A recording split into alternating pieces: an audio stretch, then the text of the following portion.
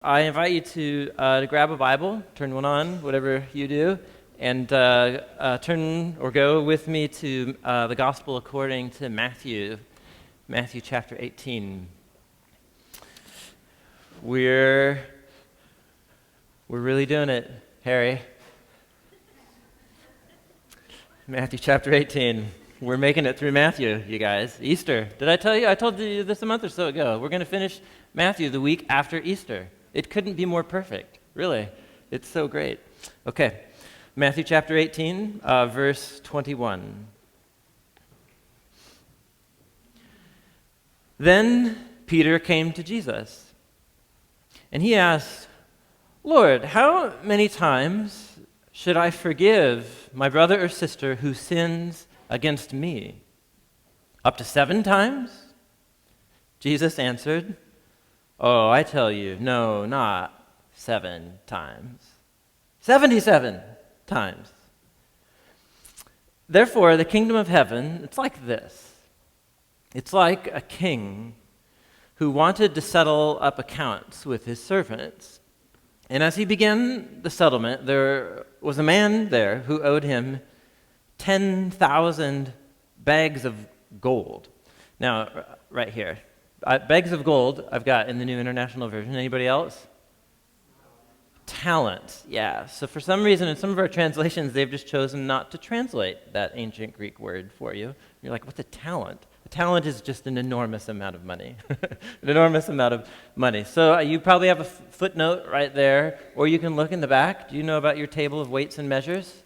It's in the back of every printed Bible you've ever had, right there. Table of weights and measures. You can do the conversion or read the whatever. It's an enormous amount of money. So my footnote tells me that 1 talent was worth about 20 years of your average blue-collar worker's wages.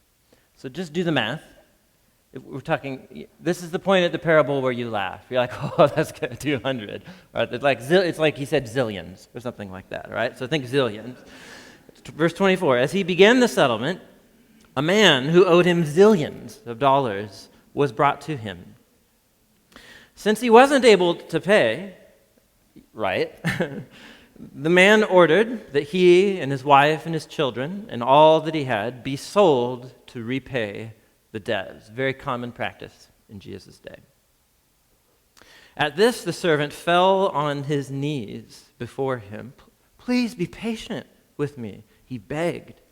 "I'll pay back everything." Right. The servant's master, however, took pity on him, or some of your translations have, I think a little bit better English, had compassion on him. He canceled the debt and let him go. Now, when that servant went out, he found one of his fellow servants who owed him 100 silver coins. So says the NIV. Some of your translations have 100. Exactly, because they just know that you know exactly what that means, right? So a couple $1,000s, let's just say. Sorry, I lost my place. Okay, so here we go. When that servant went out, he found another fellow servant who owed him a couple $1,000s. He grabbed that servant. He began to choke him. "Pay back what you owe me," he demanded. The fellow servant also fell to his knees and begged him. He said, Be patient with me. I will pay it back." But he refused. Instead, he went off and he had that man thrown into prison until he could pay back his debt, because a great way to get a job and earn money is by being thrown into prison, right? When the other servants saw what had happened, they were outraged, just like you would be. And they went and told their master everything that happened. And so the master called the servant in. "You wicked servant," he said. "I canceled all that debt of yours because you begged me to. Shouldn't you have had mercy on your fellow servant, just like I had mercy on you?" And so, angry, the master handed him over to the jailers, or some of your translations have 2 torturers. There's a debate there about the meaning of the word. until he could pay back everything that he owed. Jesus, this is how my heavenly Father will deal with you unless you forgive your brother or sister from your heart. The words of Jesus. We're talking about forgiveness today. It's crystal clear what we're talking about, isn't it? It's forgiveness. And this is one of those topics where you might kind of read that and be like, wow, really glad I don't harbor anything towards anybody in my heart. And let's just see how you feel once we explore the words a little bit more. But I just speaking from my own personal experience, I've only been in pastoral ministry for 6 years. But in those 6 years, if I were to say one of the most common conversations that I've had with people around here and at the other church in Wisconsin that I worked at before, it's this topic right here of unresolved conflicts, unresolved hurts, and pain from people who have hurt us, and the lifelong struggle to forgive people. And for Jesus, forgiveness was one of the key watchwords of his whole movement. Think of the daily prayer that he taught his disciples us to pray every single day in terms of our Father in heaven. If you haven't said the Lord's Prayer yet today, let's just do it right now because he asked us to pray it daily. So here we go. Our Father in heaven, hallowed be your name. May your kingdom come. May your will be done here on earth as it is in heaven. Give us today our daily bread and forgive us our sins as we forgive those who sin against us. Lead us not into temptation, but deliver us from the evil one. And if you're the King James, for thine is the kingdom and the power and the glory forever. Amen. So apparently Jesus thought forgiveness was so vital to the movement of the kingdom and what he was here to do. He wanted us to remind ourselves daily in prayer that forgiveness is at the heartbeat of what it means to follow Jesus, and that somehow God's forgiveness of me is directly tied to my ability to release forgiveness out to others as well. There's this organic connection between the two, and you can see that right here in the parable. Apparently, Jesus takes our inability to forgive or our ability to forgive really seriously. Really, really seriously. And so, and this doesn't stand alone either. Think through the flow of where we've been. I've been calling this the road trip part of the gospel so far. So, Jesus is on this road trip. He's on his way to Jerusalem, and he's trying to tell his disciples that he's going there not to kick out the Romans or kill anybody, but actually to be killed and to die on behalf of Israel's sins and the sins of the world. And the disciples don't get it. And so they fundamentally misunderstand Jesus. They misunderstand what it means to follow him. And so remember, this whole teaching, chapter 18, we've been here for a month, began with them asking, Jesus, what does it take to be the most important person, right, in the kingdom? And Jesus is like, oh boy, wow. So he actually doesn't even say anything. What he does is he gets a child, right, and puts a small child right in the middle of the whole crowd, and he says, be like this. This very powerful visual parable. He begins this teaching with a visual parable, and now he's ending this chapter with a spoken parable. And so first you have to reckon with that, what does that mean about demoting myself, about humility, right, and dependence and trust.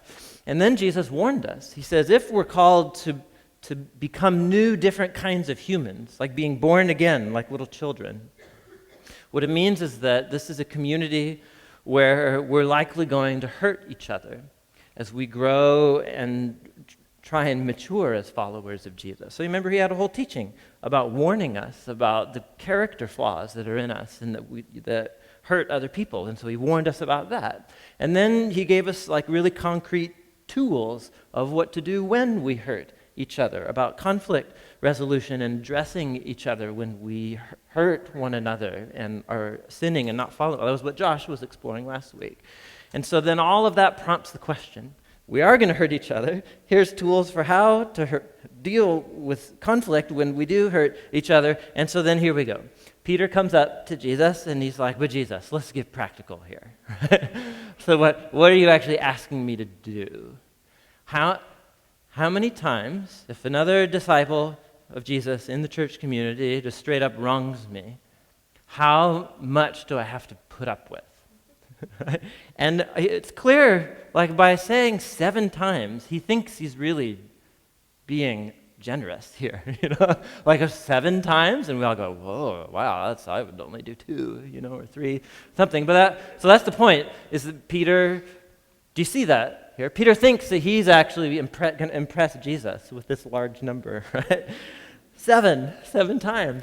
And Jesus is like, no, not 7, Peter. At first you think, oh, Jesus will say 4. Not 7, Peter. And then, typical Jesus, he flips everything on its head. 77 times. 77 times. Whatever that means, and we'll talk about what it means, is for Jesus, is this a debate about math? Is this really about math and keep 76, here we go, finally, we're almost there to the limit. No, obviously not. Obviously not. And this is really brilliant and clever what Jesus is doing here. This is Jewish Bible geek humor at its absolute best right here. This is actually one of my favorites in all the Gospels. So the numbers 7 and 77 occur close together in a single story in the Bible in only 2 places in the entire Bible, and this is one of them. So there's only one other place in the Bible that Jesus is connecting to by the 7 and 70. Do you know it? Anybody? It's great Bible trivia. Anyway, in Genesis chapter 4, there's a story. You probably are familiar with this story. There's a story about 2 brothers. And one of the brothers is jealous with his brother. Jealous with? He is jealous against. Jealous of. Thank you. Thank you. He's jealous of. Yeah, that's right. He's jealous of his brother. It's early, and I'm blind from the light in the window. So okay. So there's Genesis chapter 4, the story about 2 brothers. Yeah. One is jealous of his brother. And do you remember what he does in response to his jealousy? So God, what's the jealous brother's name? Cain, right? And the other brother? Abel. And God addresses Cain. He's like, be careful, right? This jealousy, this sin towards anger and violence that's growing within you, it's like an animal crouching at your door. It's going to devour you if you don't deal with it. And he doesn't deal with it. He gives in to it, and he murders his brother in the field. The story goes on from there that Cain, he's banished from the land, and then he goes and he builds a city that he names after his son, Enoch. And then that city, we're told, goes 5 generations in. It's growing for 5 generations, and like founder, like city. It becomes a place that you would never want to live. Never want to live. And Genesis chapter 4 describes that by showing what life is like and what the people of Cain's city are like. And it gives us a little vignette of a guy named Lamech. And Lamech is a poet because he sings one of the first poems in the Bible. And it's a little poem about how macho he is. He talks about how there was a young man that he ran into, and the young man tried to pick a fight with him, and he just murdered him on the spot. And he's singing a song about how proud he is of it. And he says, I didn't just give 7 times the vengeance on this young man. I'm Lamech, 77 times the vengeance. I killed him right there. That's the poem. Not just 7 times the revenge, but 77 times. And that's the story that Jesus alludes to begin his teaching on forgiveness. Now just stop. and think about what he's doing. So whatever forgiveness is, and we'll explore that, whatever forgiveness is, it's doing something that's really counter to our nature, really. I mean, if someone, just think of a very simple situation of like a fist fight or something, like you don't even have to command your body to begin to respond in defense or retaliation if somebody like attacks you. Your body is just going to do that, right? It's the fight or flight thing. It's like it's wired into us. It's our nature. Our nature, if somebody wrongs us, you get them back. That's what we do. And so Lamech becomes, in Jewish tradition and in the Bible, he becomes like this epitome of human nature. You wrong me, I'll wrong you back, but even more, because you're lame, and I hate you, and I'm Lamech, and like that's Lamech, right? And it's the spiral of revenge and violence and so on. And so Jesus alludes to that story. Peter asks him, like, okay, Jesus, like, we're supposed to be like children, and we're becoming new kinds of humans. And so we address the ways that we hurt each other. And when we do hurt each other, we deal with it in a really healthy way that involves the community. But, like, what's the limit, Jesus? Like, at what point do we go back to the way things were? And Jesus says the kingdom of God is a completely different deal. You already know what human nature does. It's Lamech and the spiral of human history that spins out of that. We don't have to explain that to anybody. We live in that world. And so Jesus is saying that somehow forgiveness is the sign of a new and different kind of humanity. And his followers are to be like Lamech, but with a different practice, something that's not our nature. If Lamech is about like unbridled revenge, Jesus' followers are to become unbridled with mercy and unbridled with this ability to forgive. It's very powerful what Jesus is doing right here. And so it raises the question that's the topic of that conversation that I've had with so many people here at Door of Hope. In just my few years of pastoral ministry, there's almost no topic that has come up more in just getting to know people and our stories around here is how do you deal with people that have hurt you? Because what if you do what Jesus said? What if you go talk to the person who hurt you? And what if they don't care? Or what do you do if you go and talk to the person who hurt you and they do care? And they say that they're sorry, but you're not quite sure that they're sorry enough. And so it begins to eat away at you. What do you do if someone's wronged you and you don't have the chance to go talk to them about it because they've passed away, or because they've moved away, or because like time has created such a huge gap, it's going to be way too painful to bring this up. Again, what do you do with someone who has actually apologized to you, but you just can't get over it?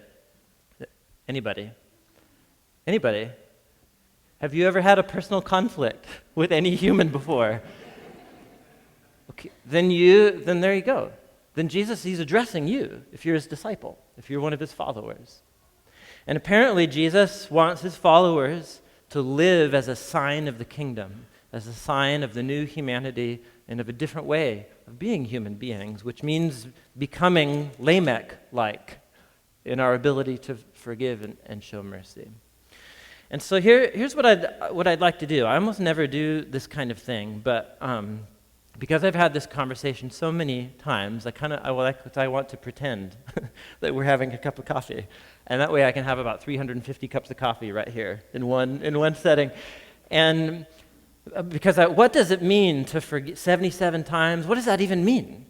And I have found personally, and then just whatever in pastoral ministry, that Jesus' teachings on forgiveness they're really easy to misunderstand. They're often misapplied, and they're sometimes even abused in a way that hurts people even more than they already are. And so I just want to do two things, is to clarify what Jesus does not mean by forgiveness, so that we can become crystal clear on what Jesus does mean by this unlimited capacity to forgive that we're supposed to show if we're following Jesus. And what I usually never do is put up lists. But I'm going to put up a list just simply because I want to make this as crystal clear as possible. Here's what I want to do. We hear this teaching about like not 7 times, 77 times, unlimited, really, unlimited forgiveness. And so we hear that, and I think one of the most basic misunderstandings that people have of Jesus' words here is I call it the doormat misunderstanding of Jesus' teachings on forgiveness, which is basically, well, if I forgive somebody, Jesus is basically asking me to just lay down and keep taking it, and take it again, take the wrong again, whatever, it doesn't matter, forgive and forget, just take it and hope that Jesus will bring justice one day. And you don't need to know a lick of Greek, you don't need to know a bit of ancient history, you just need to know how to read English. And in the next 10 minutes, you'll see how absolutely wrong that is. Forgiveness does mean something, but it doesn't mean laying down and becoming someone else's doormat to stomp all over you. Are you with me? Last week, Josh talked about this passage, right? Look up in Matthew chapter 18. Just the words right before this one, right? Look up in verse 15. Do you remember what Jesus said to do if within the community of disciples another brother or sister is sinning, and here we would be talking about a case where they sin against you. Do you remember what Jesus said to do? It's the first thing you do. You go talk to them, right? You don't have a prayer meeting about them, and you don't just move into denial and just say, well, I'm supposed to forgive, and so just let it go, and you don't do anything about it. No, you go talk to them out of love for them, and love for the community. You go talk to them, and if they don't listen to you and don't care and won't own what they did, what do you do then?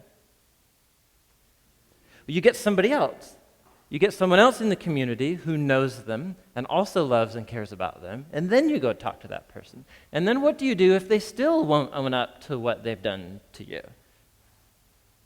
You go back with even more people, right? Do you see this here? You go back, you bring it to the broader church community, whatever is the network of relationships and support around those persons, and then you have another. Do you see? So whatever, so Jesus just told us to do this when we hurt each other. But then somehow we go to the next paragraph and we think, forgive 77 times, I guess I'm just supposed to take it and just suffer in silence. Just either Jesus is talking out 2 sides of his mouth, or we're not good readers of English, right? We need to learn how to put these 2 teachings together. And when you do, Jesus' teachings on forgiveness don't become less intense. I think they actually become more powerful and realistic and more personal. So, the list. I never preach from lists because I'm already bored by the time I'm halfway through the list. But again, just for clarity, I have found that working through this is a helpful exercise. So pretend I'm having 350 cups of coffee right now. So for Jesus, whatever forgiveness means, can it mean that when somebody wrongs you, you simply ignore it and you overlook it? Can Jesus mean that? Well, apparently not, because what's the first thing you're supposed to do when somebody wrongs you in the church community? What do? You go talk to them. How many of you have heard the phrase forgive and forget? Or the idea that love will simply overlook people when they wrong you. Love will cover someone's wrong against you when you go through the process of forgiveness, but love does not overlook. So whatever Jesus means, it's exactly the opposite of ignoring or forgetting, and it is certainly not condoning. Many people think that forgiveness means I'm actually treating what they did to me as if it's not a big deal, and like it doesn't matter. No, it's a huge deal, and of course it matters. That's why you go talk to them, right? Because out of love for them, and like, man, if they don't realize that this is how they're treating people, and out of love for the community, like if they treat me this way, then odds are they're going to be treating lots of other people this way. And maybe like I'm off my rocker. Maybe I'm just taking this too personally. So it actually helps to get another person involved, like Jesus says here, so that by the testimony of more than one witness, because maybe I'm the one that's wrong. I need someone to point that out to me because my thinking's too clouded here. But whatever we're doing, we're not doing any of those first four things right there. We're not ignoring or forgetting. We're not condoning or excusing. You guys with me here? It's a very simple observation, but it took someone else to point it out to me, right, before I realized what forgiveness was and what it was not. Forgiveness, whatever forgiveness means, it also does not mean tolerating or allowing further wrongdoing or abuse. And I actually think this is one of the most common misunderstandings and abuses of Jesus' teaching here. How many times am I supposed to forgive? 7? No. 77 times. Just take it. Just take it. Stop. Read the paragraph before. If someone has wronged you, and they've seriously wronged you, what's the first thing you do? This is pedantic, but this is what I would do in our cup of coffee. So, what's the first thing you do?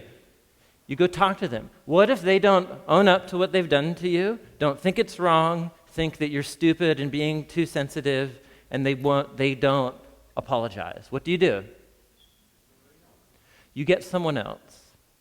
What if they don't listen? You get someone else. So just stop and think about what Jesus is doing here. What it means, especially if this is an unsafe situation, does Jesus envision that you ever are alone with that person again? Just stop and ask, are you ever alone with that person again? No. Apparently, Jesus thinks within the community, creating safe boundaries of increasing distance between you and the offender is what we need to be doing for each other here in the community of disciples. Whatever 77 times means, it doesn't mean putting yourself back in the arena so that you get hurt all over again. Are you with me here? The moment you see that, I just want to be so crystal clear. And this is a big room. And what do the statistics tell us?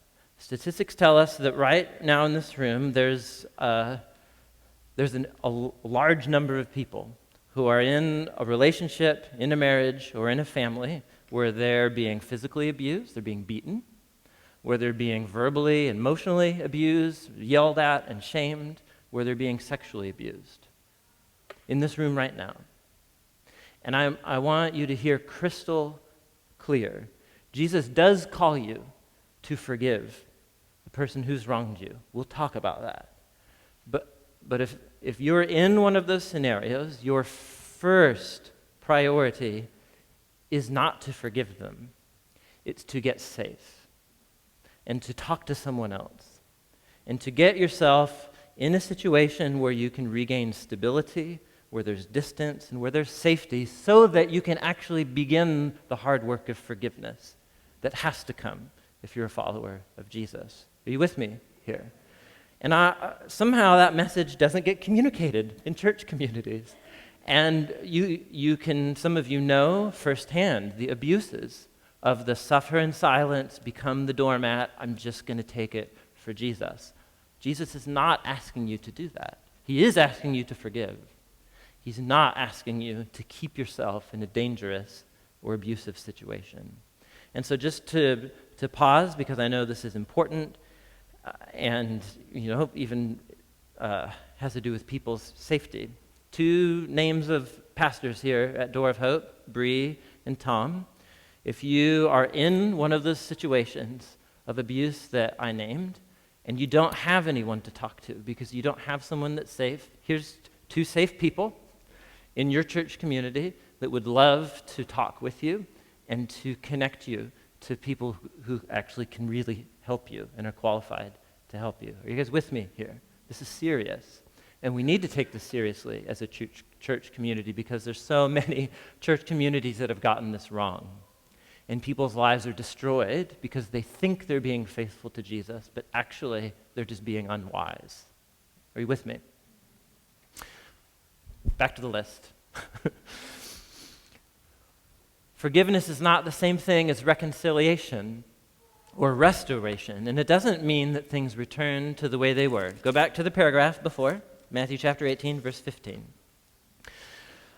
If the person who's wronged you is going to reconcile with you, what does that require? If somebody wrongs you, I mean, they really hurt you, and they meant to, right? What is it going to take on their part to come to a place where you two can truly reconcile? What does it mean for them? Well, it means they're going to have to recognize what they did. They're going to have to own it. They're going to have to find a way to see that it was wrong and that they need to apologize. That's really an enormous amount of work. I mean, I just really think, you can paint this from the perspective of being wronged by somebody, because that's what Peter says. But I mean, how many of you have actually had someone come up to you and be like, hey, you made me feel like this when you did this to me? That's just not a fun conversation to have, And so you immediately get put on the defensive, right? And you're like, oh, and those are, what it requires is a real deep change on the part of someone who's offended or wronged another person to come to actually own it. It's a lot of change and humility required by that person. So the question is, what if they don't? What if they don't want to own it? And what if they don't do the hard work? Can I forgive them? And one of the most common misunderstandings is that what Jesus is asking us to do is not just forgive, but also make sure that reconciliation happens. But can you control reconciliation? Can you control whether or not someone apologizes to you? You have no control over that, right? You can't make someone realize what they did was wrong. You can try. You can use every verbal trick in the book, right? And you can make sure, but for a deep humility and repentance to happen in the other person, you have no control. And there are times where reconciliation becomes impossible. It becomes impossible because the person that wronged you has passed away. They're not alive anymore. It becomes the relationship is so dangerous or it's so destructive that you actually you can't be around them. Jesus wouldn't want you to be around them, and you can't talk to them anymore. What do you do? And forgiveness is different than reconciliation. Forgiveness is this two-way street where both people come, they humble themselves. I'm forgiving, I'm owning up to what I've done. It takes time to rebuild trust in the relationship, and so on. It takes two. Forgiveness does not take two, apparently. And this is significant. Look at the last line of Jesus' parable in Matthew chapter 18. Look at verse 35. Where does Jesus say forgiveness takes place? Where's the root act of forgiveness? Look at the last sentence of Matthew chapter 18. Where do you do forgiveness? In your heart. Can you control the thoughts and the emotions and the will of another human being? No, you can't. And so forgiveness is a different thing than reconciliation. There are moments where reconciliation might not be possible. You're still called to forgive. And you're called to forgive regardless of how that person responds to you. It's just a different act altogether, which means that things may never be the same. It doesn't mean that you have to be best friends again. It doesn't mean that you'll even be able to be around each other, right? And have any kind of healthy relationship. It's just different. It's a different act altogether. You guys with me here? Last of all, it doesn't necessarily mean that the offender escapes consequences. Think whatever forgiveness means, it doesn't exclude going to them yourself, going to them with another person, going to them with even more people, and if they won't own up to it, they won't see that what they've done to you violates the teachings of Jesus. And so what does Jesus say you do with someone who says they're a follower of Jesus, but all their behavior and choices, and they're hurting people, and they don't care, and they don't think it's wrong? What does Jesus say? What's the consequence? He says, treat them as you would a pagan or tax collector. Now, Josh talked about this. How many of you were here last week? So Josh talked about this. How did Jesus treat tax collectors? Did he paint large T's on their foreheads, right? And no, of course. How did Jesus treat tax collectors? He moved towards them. He had dinner with them and celebrations of the kingdom. But what did he do? He called them to follow him. You don't cut the person off. You recognize like, oh, they're actually not a follower of Jesus. So like, why would I expect them to follow Jesus' teachings if they're not a follower of Jesus? I should shift the conversation. I've been wronged by this person, but actually like the most important conversation that somebody else needs to have with them, because I'm not going to be in the same room with them anymore, is that they need to like reckon with their own sin and selfishness and whether or not they're going to follow. That's the conversation right now. And if that's truly where their heart and their mind is at, then God's grace will begin to do the work in them to realize we need to make this. That's how this works here. And those are real consequences. Apparently in Jesus' mind, forgiveness doesn't mean that there's no consequences. And this is very tricky. And this is really tricky. Because there may be some moments where Jesus is calling you to release someone from the consequences of their behavior. There might be situations where releasing someone from the consequences of their behavior is actually the most socially irresponsible thing that you could do, right? Especially in situations of violence or abuse, right? For a person who's consistently violent or abusive of other people, for you to release all consequences whatsoever, what are you doing? You're just releasing that out so that this person can go be violent and abuse other people. That's irresponsible. Are you with me here? So I'm saying that too much this morning, but are you with me, right? So, I'm just trying to generate clear understanding. So, whatever Jesus means, I think for this case specifically, it requires wisdom and discernment to know what this means. Because it always means some release of consequences. But to what degree, odds are you're not going to be able to figure that out by yourself, which is why you need another person, why you need two other people to help you work out this situation. So those are just simple observations from Matthew 18 itself about what forgiveness does not mean. So if forgiveness does not mean that, what does it mean?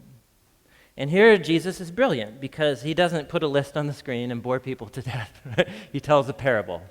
He tells a story. And I just want to highlight a few things from this brilliant, brilliant parable. And they're insights that I gained from one of the most practical, helpful books on Christian forgiveness that I've ever read in my life. And if I had 1,000 of them, I'd give them out like candy. By Lewis Smedes, called The Art of Forgiving. How to Forgive When You Don't Know How. And what he has a whole chapter on this parable right here. And he brings out a number of things that once you see them, it's just like, yes, that's exactly what Jesus is saying here. So let's start at the end. Where does Jesus locate the act of forgiveness? Where do you do it? In your heart. Now, of course, that's a metaphor, right? Your heart beats blood. That's what your heart does, right? It's a muscle, contracts. Remember science class? That's the whole thing. So in the Bible, the heart's a metaphor. And it's actually different than in the West, the way we think of heart. We think of heart, when we say heart, what kind of human activities are we thinking of in your heart? What do we do with our heart in America? You love, you feel things, right? It's the center of emotions.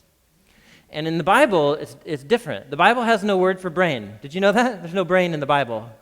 There's just, who knows what they thought it was, gray matter to them or whatever. So in the Bible, your heart does what we have separated between our brain and our hearts. We think feeling and will and logic and choice.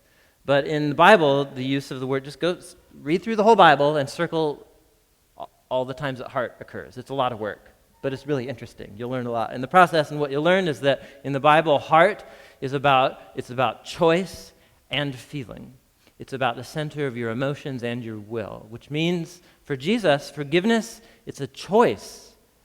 It's a choice that you make and that you begin to feel as you make the choice. It's likely not going to be ever something that you want to do or that you feel like you want to do. But it is something that he wants his followers to do. It's a choice that becomes a feeling. And what's that journey? What is that journey? And it's brilliant. So you have this parable about the guy who owns zillions of dollars to a king, right? You're supposed to laugh. And then he's like, I can pay it back, really, really.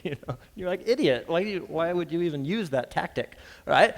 And so what does the king say he's going to do? What is justice for this guy who owns $1 zillion? What would be just? And again, it's loaded with cultural difference.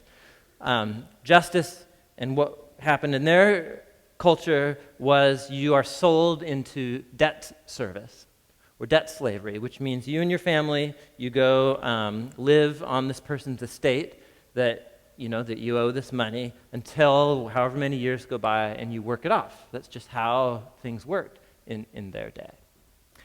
But this guy's released of his entire debt.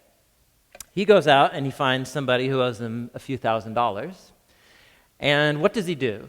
What's his response to the guy who owes him minuscule amounts? And Jesus is really careful to paint the picture slowly. Here, what does he do to him first? He chokes him. He's choking him. Pay back what you owe me. The guy says to him exactly the same words that he said to the king that he owns zillions of dollars to. But he refuses to release the guy from his debt, and instead has him thrown where? Into prison. Now this is, if you didn't notice a contradiction there, I pointed it out, but really think of what Jesus is painting right here. If you throw someone in prison, what can they not do if they're going to repay you a few $1,000s? They can't work. They can't work.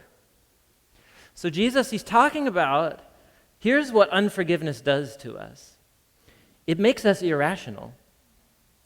It puts us in a state of vengeful frenzy where we don't even see that it stopped being about justice a long time ago.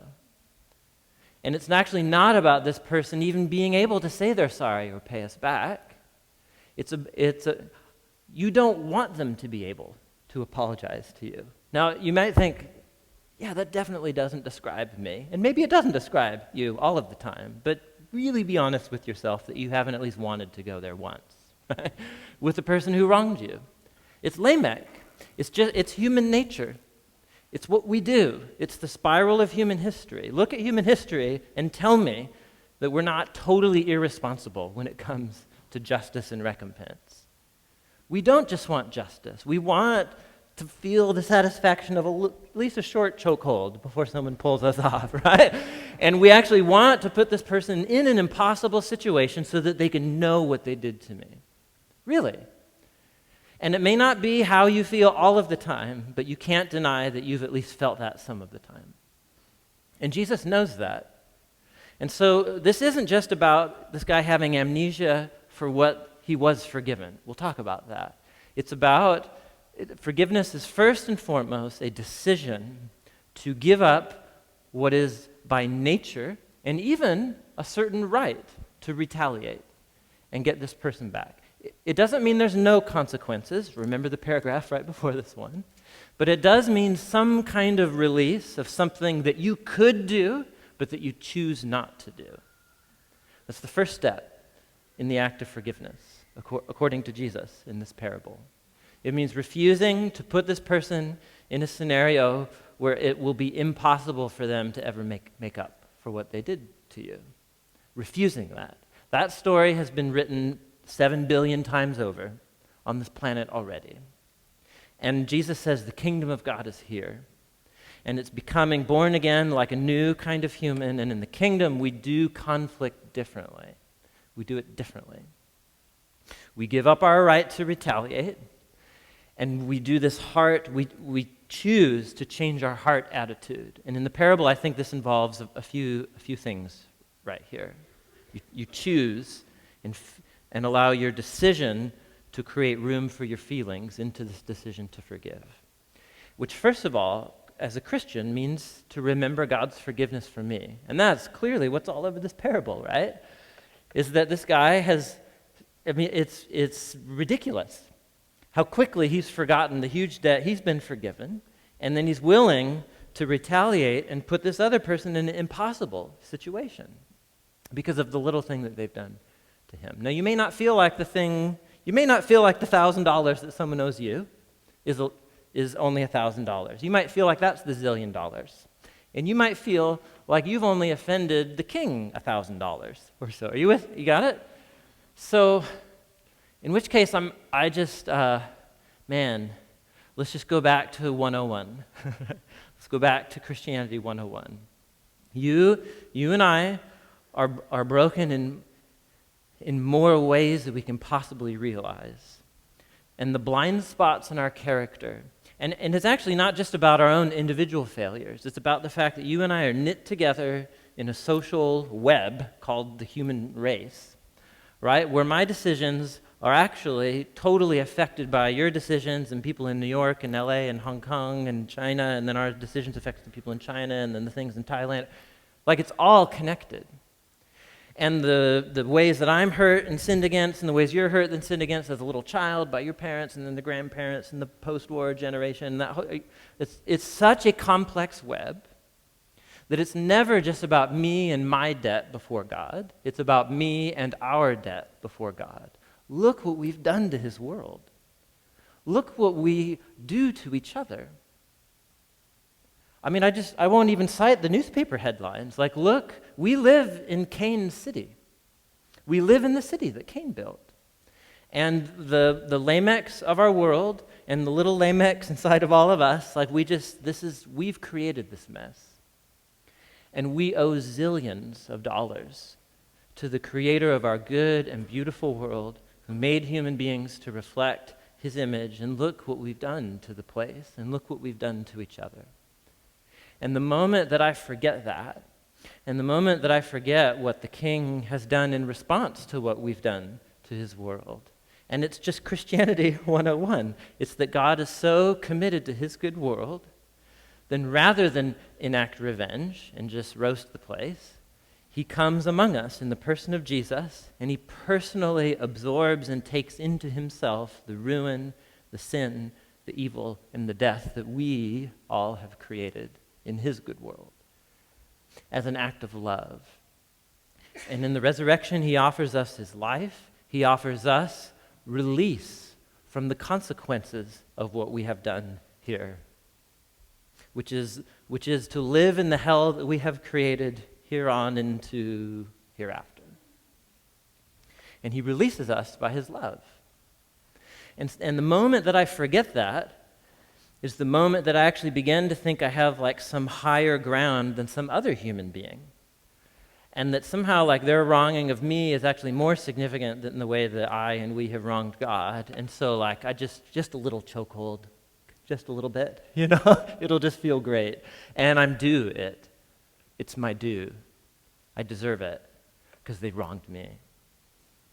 And in Jesus' mind, to somehow create that bit of high ground is the moment that I've completely forgotten what it even means to be a Christian in the first place, which is that, and so this is what God's forgiveness, when I recognize God's forgiveness of me, this is the immediate outcome, is all of a sudden I rediscover the humanity of the person who wronged me. Because yes, like, is the way that someone hurt you and wronged you, was that a selfish, sinful thing to do? Yes. But here's what we do. What we do is, when we're hurt, and it's a natural response, but you have to stop yourself and think about it. What we do is here's a complex human being. They've had a long life history, right? And they have all kinds of motivations for why they do what they do, and they hurt me. But what we do is we take their complex humanity and we boil this person down to the thing that they did to me. So they lied to me. And then all of a sudden in our minds, it's not just that they lied to me, it's that they were born with a forked tongue. They are a liar. They didn't just cheat me, they are a cheater. So we do this. And all of it, this is how we demonize other human beings. And then once we do this, like for a whole culture of people to do this to another culture of people, it's over. It's war. Because there's no attempt to humble ourselves and to recognize, like, yes, you are bad, but actually so am I. Like, you're selfish, but I'm selfish too. I might be selfish in different ways than you are, that cause me to hurt other people in different ways than you hurt me, but we're both a mix of good and evil. No one's completely bad and no one's completely evil. We're all a mixed bag. And recognizing God's forgiveness of me and of us empowers you and humbles you before the cross to be able to see some glimmer of humanity and goodness in the other person, and to recognize they're the same level of compromise as I am. And then once you get there, it's a decision that you make. It's a decision that's summarized right here in verse 33, what the master said to the servant. Shouldn't you have had mercy the same way that I had mercy on you? Instead of embracing hatred, and instead of putting this person in prison and putting them in an impossible situation that they'll never actually be able to pay you back, even if you wanted them to have mercy.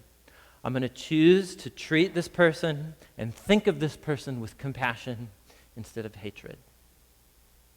How you guys doing?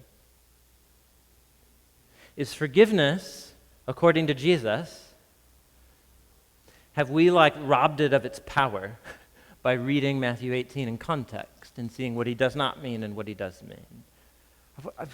I mean, just imagine if we actually lived like this. Just imagine if we actually went to each other when we wrong each other. Don't gossip, don't hold sacred prayer gossip sessions, imagine if we actually did this. Imagine. I mean, I think it would transform our relationships. It would transform the kind of community that we could become. Last week when, Twitter and Facebook and the news channels all came alive because of the shooting at Umpqua Community College down in Roseburg, right? I mean, these are, we're so tired of this, aren't we? And what is the response of followers of Jesus to this repeated kind of senseless violence? Well, it's a whole lot of things. It's a whole lot of things. But one of them has to be forgiveness, which apparently doesn't mean ignoring it, which apparently doesn't mean tolerating it and allowing it to continue. But it does mean dealing with compassion and not hatred to the people that murder others. On June 17th, the last tragic mass shooting, it was at Emmanuel Methodist Church in Charleston, South Carolina. We're just barely 3 months past it. And so Dylan Roof, he walks into the Wednesday night prayer meeting Bible study. He waits till it's over. It's an hour and a half long gathering, and then he just unleashes. And 9 people die.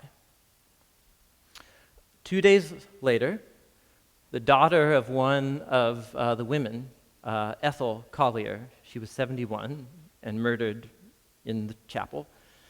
Her daughter had the opportunity, along with all of the other 9 families of the victims who died in that shooting. Did you guys, you can go watch it on YouTube, where the family members get up in front of a microphone and speak to the person who murdered their families.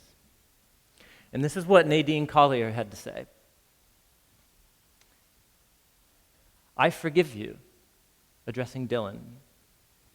I want everybody to know that. You took something very precious away from me. I will never get to talk to her ever again. I'll never be able to hold her again. But I forgive you and have mercy on your soul. You hurt me. You hurt a lot of people. But if God forgives you, I forgive you.